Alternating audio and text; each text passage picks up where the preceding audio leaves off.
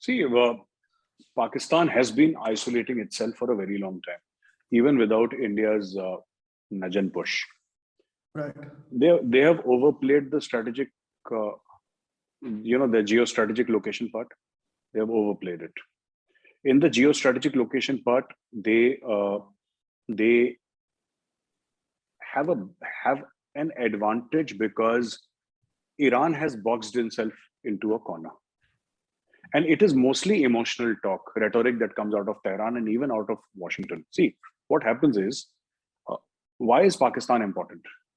Because Pakistan has a border with Afghanistan. Pakistan provides a route into Central Asia. Pakistan has a seaport.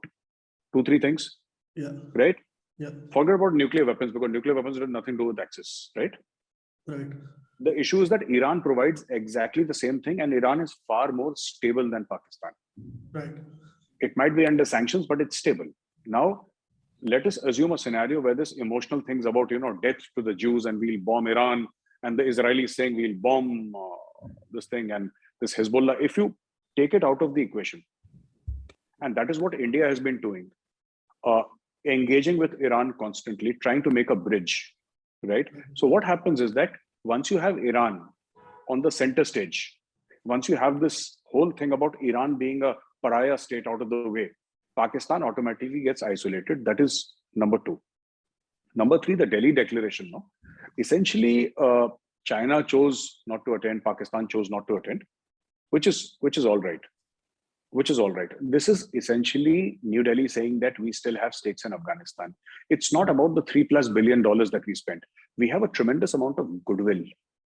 We have a tremendous amount of goodwill in Afghanistan, and we have a tremendous amount of goodwill to all the stans, Kazakhstan, Kyrgyzstan, Tajikistan, all these stans and all. And all of them attended the Delhi dialogue. So we have a tremendous amount of goodwill. And Russia, by extension, by the fact that they were essentially part of USSR before 1990, Russia also has a tremendous amount of goodwill there. Russia conducts military exercises and, so many factories, Russian factories, weapons manufacturing, Kalashnikov factories, wahan pe bhi hain. So yeah, there's a lot of this thing.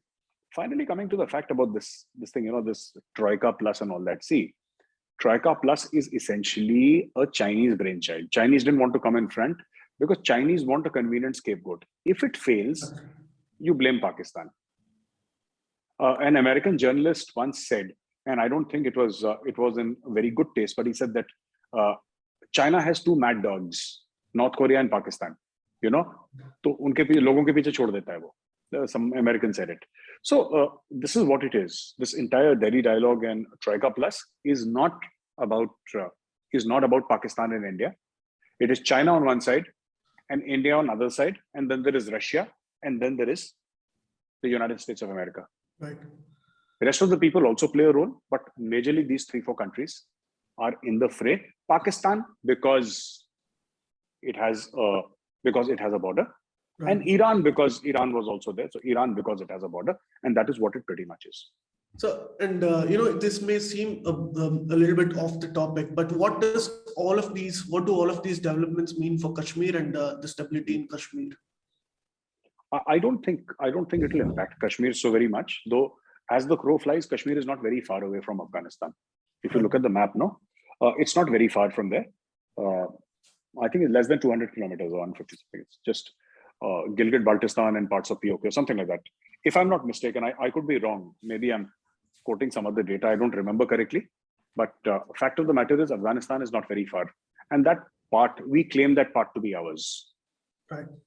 POK and Gilgit-Baltistan, what the Pakistanis call Azad Kashmir, that is essentially our area. Now, there were mumbles earlier in Kashmir among the terror outfits that Taliban aayega, Azadi milegi. And also, somebody on Pakistan television, that lady from the Pakistan Tehreek-e-Insaf also said it. And to Imran Khan's credit, he actually, that lady spokesperson was actually told to stay away from primetime television. Because see, Afghanistan, in the end, even Taliban, we tend to think of them as medieval Islamists, which they are. Right. That part is not wrong. But even medieval Islamists know the value of the dollar. Right? They know the value of the dollar. They need investment in Afghanistan. They need money. And there aren't very many people. Who are the people with the track record of spending in Afghanistan? China paisa dega is, theek hai, China paisa dega. I'm not saying no. Of course, China may give money in the future. But who has given money? Who has a track record? It is basically the Americans. The Americans and the Indians. Right. Mostly the Americans. There are other people also, but Americans and the Indians. Yes. Please remember to subscribe to us and switch on the notifications for this channel. For our other social media links, more content, and to support our work, please visit citti.net.